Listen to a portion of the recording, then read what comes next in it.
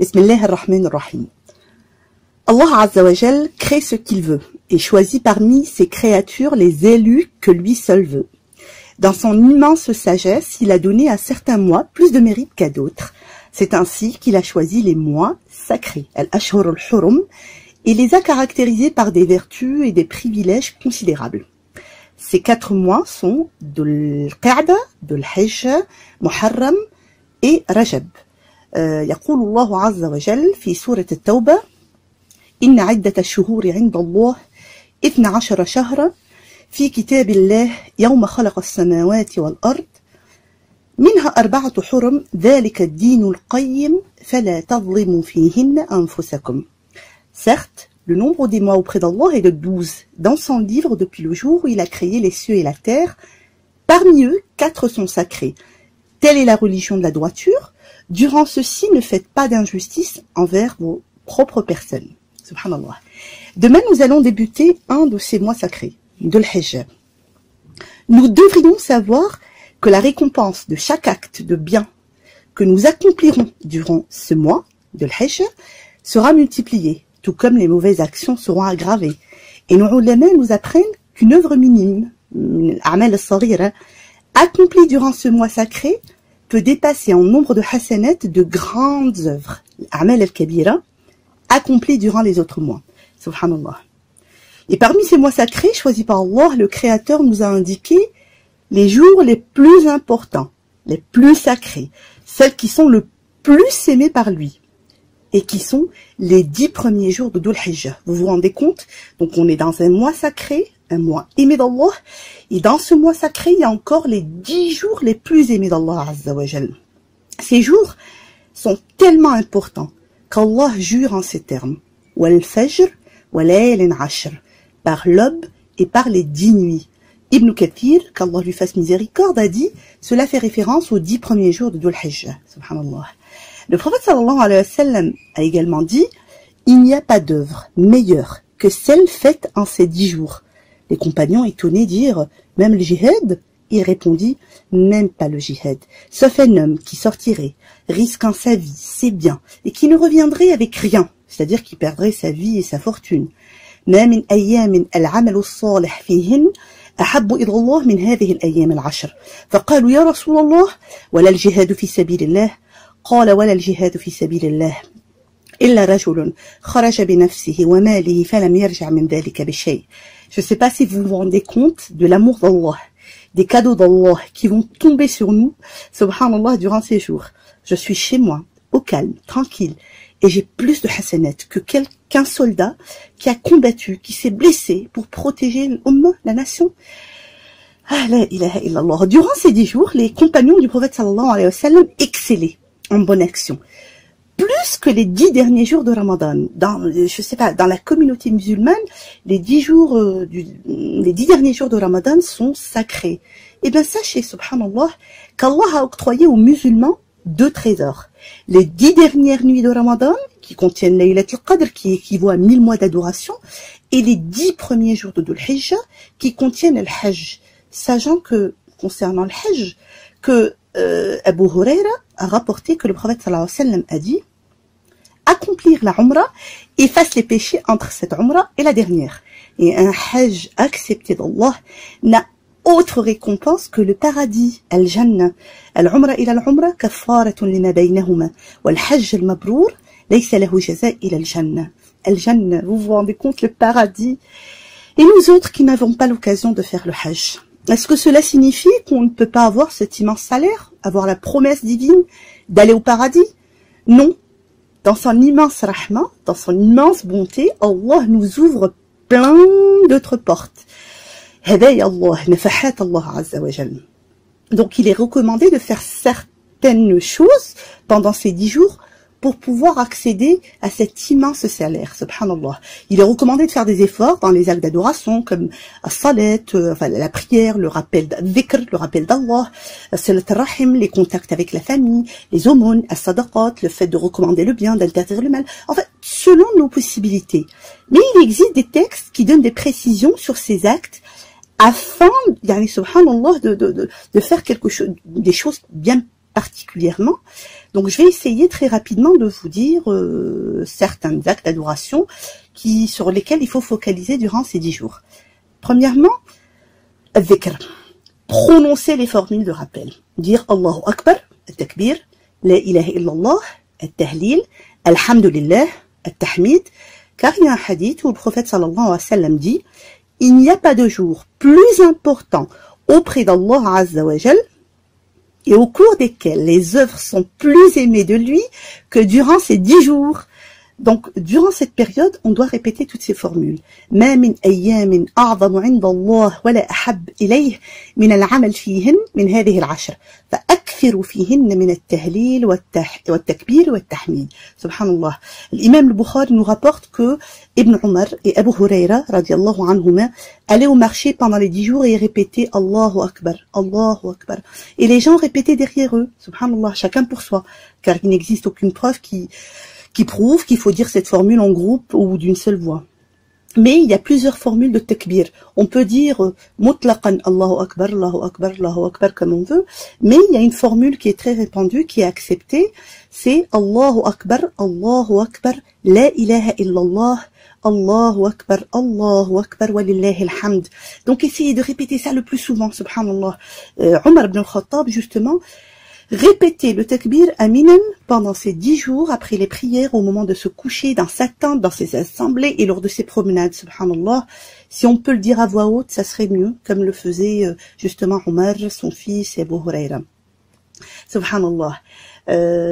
Et en faisant ces adhkar, ces cours adhkar, il faut se remémorer les immenses salaires. On en a déjà souvent parlé.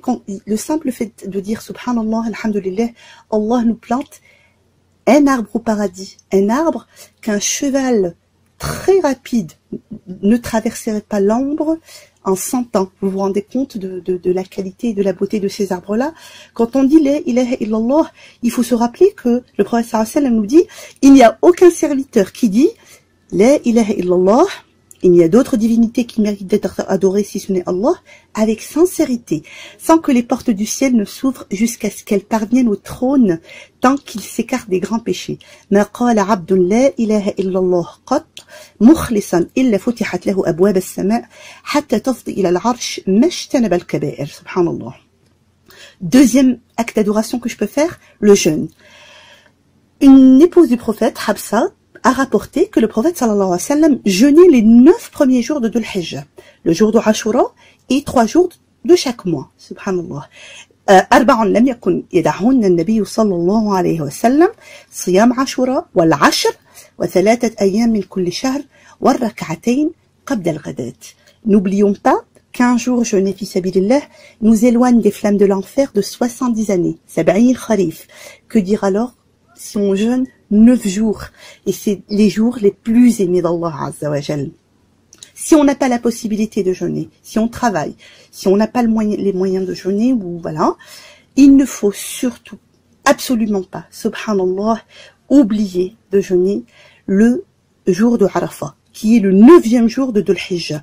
Jeûner ce jour est une sunna confirmée, mu'akkada, pour celui qui n'effectue pas le pèlerinage. Selon le hadith du prophète sallallahu alayhi wa sallam, j'espère la récompense d'Allah de ce jeûne, efface tes péchés de l'année écoulée et ceux de l'année à venir. Yani, subhanallah, c'est un hadith sahih rapporté par Muslim. Yukaffiru sana al-madiya wal-baqiya. Vous vous rendez compte? Je jeûne le jour de Arafat et Allah m'efface les péchés de toute l'année dernière et les péchés de l'année en cours. Yani, subhanallah. Fi Ramadan, on attend Laylat al-Qadr pour être affranchi. Et on se dit, c'est les 10 derniers jours, les 10 dernières nuits de Ramadan, Inch'Allah, je serai affranchi au courant d'une de ces nuits. Et bien là, subhanallah, sachez que le jour de Arafat, c'est-à-dire la veille de l'Aïd, le 9e jour de Dhul Hijjah, Allah affranchit de l'enfer tous ceux qui s'y stationnent, aussi bien que ceux parmi les musulmans qui ne s'y sont pas rendus. Rasoul alayhi salatu wassalam nous dit, il n'y a pas un jour au cours duquel Allah affranchit autant de serviteurs de l'enfer que le jour de Arafat. En effet, il s'approche et se vante deux de ses serviteurs auprès des anges et leur dit, que veulent-ils? La ilaha illallah. Ma min yawmin أكثر من أن يعتق الله فيه عبدا من النار من يوم عرفة وإنه ليدنو ثم يباهي بهم الملائكة فيقول ما أراد هؤلاء. يعني سبحان الله. Ne ratons pas cette occasion et jeûnons, Inch'Allah, le jour de Arafat. Qu'est-ce que je peux faire également? Je peux faire, subhanallah, un sacrifice. Rabi'an, le sacrifice, al-udhiyya. Le sacrifice, maintenant, c'est devenu juste un petit rituel pour manger de la viande, pour... La ilaha illallah. Non, on ne sacrifie pas. Udhiyya, yani subhanallah, sans se remémorer le mérite de faire un sacrifice ce jour-là. Rasoul alayhi salatu wassalam nous dit, le jour de la résurrection, l'offrande viendra intacte, avec cornes, sabots, poils et laine. Le sang qui coule est estimé d'Allah avant même qu'il ne touche le sol. Soyez-en heureux. La ilaha illallah, yani subhanallah. Nataqarrab ila Allah azza wa jal, on se rapproche d'Allah azza wa jal en faisant cette offrande. D'ailleurs, Allah relie l'offrande à la prière. Fasalli li rabbika wanhar. In a'taynaka al-kawthar fasalli li rabbika anhar.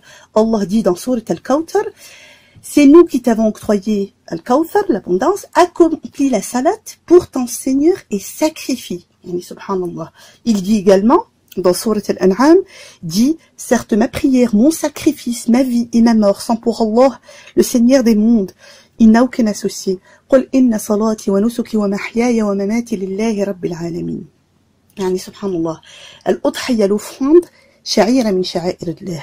Allah nous dit dans Surat Al-Hajj, voilà ce qui est prescrit. Et quiconque exalte les injonctions sacrées d'Allah, Al-Udhiyya, c'est une injonction sacrée d'Allah, s'inspire en effet de la piété des cœurs. Subhanallah.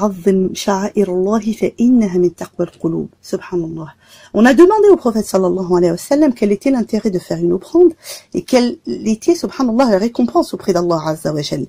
Il a fait une très belle annonce. Il a dit, pour chaque poil, il vous sera compté une bonne action. Et la laine, demandèrent les compagnons. Il répondit, pour chaque brin de laine, une bonne action vous sera comptée également. Hadith rapporté par Ibn Majah et Tirmidhi. يعني سبحان الله يقول الرسول صلى الله عليه وسلم بكل شعرة حسنة قالوا فالصوف يا رسول الله قال بكل شعرة من الصوف حسنة. qu'Allah nous accorde ça Inch'Allah. Qu'est-ce qu'on peut faire également durant ces 10 jours? Eh bien, on peut faire beaucoup de dua, comme les 10 dernières nuits de Ramadan. Le messager d'Allah Azza wa Jalla a dit, la meilleure des invocations, le dua, c'est l'invocation du jour de Arafat. Et khayru dua, dua, Yawm Arafat. Et la meilleure des paroles que j'ai prononcées, ainsi que les prophètes avant moi, est La ilaha illallah wahdahu la sharika lah, lahul mulk, wa lahul hamd, wa huwa ala kulli shay'in qadir, ce qui signifie il n'existe pas de divinité autre qu'Allah, à lui appartient la royauté, et à lui reviennent les louanges, et c'est lui qui est capable de tout. Donc, durant ces jours, subhanallah, ces 10 jours, ça va passer très vite, incha'Allah. Essayons de répéter souvent cette parole, et souvenez-vous, durant le mois du Ramadan, on avait fait les bienfaits de ce dua là, la ilaha illallah wahdahu la sharika lah, lahul mulk wa lahul hamd wa huwa ala kulli shay'in qadir. Le prophète sallallahu alayhi wa sallam nous annonce que celui qui dit ça 100 fois par jour, cette parole 100 fois par jour, كتبت له 100 حسنة, Allah lui inscrit 100 حسنة, محيت عنه 100 سيئة, Allah lui efface 100 péchés, كانت له حرزا من الشيطان, يوم ذلك حتى يمسي, et ça sera pour lui une protection contre les méfaits de Satan toute la journée, et ولم يأتي أحد بأفضل مما أتى إلا رجل يعني أقل أكتر, et personne ne viendra avec meilleure action le jour du jugement dernier qu'une personne qui a dit plus que 100 fois. Yani, subhanallah, on peut dire un nombre plus élevé que 100. Subhanallah. Que peut-on faire également? N'oublions pas, subhanallah, durant ces jours bénis, durant ces jours sacrés, et Allah, c'est une course, il faut pas, wallahi, si on nous dit qu'on a des trésors en face de nous, wallahi al-azim, je suis sûre qu'on a couru, on se transformait tous en des champions de course pour aller sauter et ramasser le maximum de trésors. Wallahi là, vous avez 10 jours précieux qui vont passer vite et très vite. Donc subhanallah, il faut pas hésiter, il faut foncer à faire les actions qu'on a citées, et je vais vous citer une dernière action qui est as-sadaqa. On connaît tous maintenant le hadith ma naqsa malun min sadaqa. Nulle fortune n'a été amoindri par un don. Je vous rappelle également le hadith du prophète sallallahu alayhi wa sallam, kullu mri'in fi dhilli sadaqatihi hatta yufsala bayna an-nas. Le prophète sallallahu alayhi wa sallam nous a dit, chaque personne restera sous l'ombre de son aumône jusqu'à ce que le jugement soit rendu entre les gens. Yani, subhanallah, imaginez-vous si cette sadaqa sort un mois sacré, un mois aimé par Allah. Et en plus, durant les 10 jours les plus sacrés et les plus aimés d'Allah. Vous vous rendez compte de la taille de l'ombre qu'on aura au-dessus de nos têtes le jour du jugement dernier, yani, subhanallah. Et je tenais justement à vous présenter un projet, ou appelez-le un défi comme vous voulez, qui est le projet de parrainage d'orphelins. Oui, le parrainage d'orphelins, et pas n'importe quel orphelin, Inch'Allah. Je voulais qu'on prenne en charge le parrainage de 30 orphelins ouïghours. Je ne vais pas vous parler des Ouïghours, ni du massacre qu'ils vivent au quotidien, ni des traitements inhumains, subhanallah, qu'ils subissent. Je vous laisse regarder ça. Je voulais terminer sur une touche positive. Kafalat al-yatam, le parrainage d'orphelins. Le prophète sallallahu alayhi wa sallam nous fait une magnifique annonce. Il dit « Ana wa kafilu al-yatim fal janna hakada » Nous serons dans le paradis, moi et celui qui s'occupe de l'orphelin, comme cela. Et il fit signe avec l'index et le majeur. Subhanallah, pour dire que celui qui prend en charge un orphelin, Inch'Allah, sera au paradis très proche du prophète sallallahu alayhi wa sallam. On essaiera de faire bientôt un rappel sur ça. Donc je vous propose avec l'association Amanati de prendre en charge une trentaine, voire plus, Inch'Allah, de jeunes orphelins, de petits orphelins, qui ont quitté la Chine et qui vivent, subhanallah, en dehors de leur pays natal, de Turkestan oriental, et qui n'attendent que votre aide, binillah azawajal. Le parrainage mensuel d'un orphelin ouïghour coûte 30 €, donc 30 € par mois, 360 € à l'année. Et Inch'Allah, si on veut prendre en charge une dizaine d'orphelins, c'est 3600. Si on veut prendre en charge une trentaine d'orphelins, il faut compter 10 800 €. J'espère, bi'inillah azawajal, qu'on les réunira durant ces 10 jours bénis, voire réunir plus, bi'inillah azawajal. Voilà, je mets en lien la description du projet sur Cotisup. Et Inch'Allah, si vous voulez participer, vous êtes les bienvenus. Barakallahu fikum. Wassalamu alaikum wa rahmatullahi ta'ala wa barakatuh.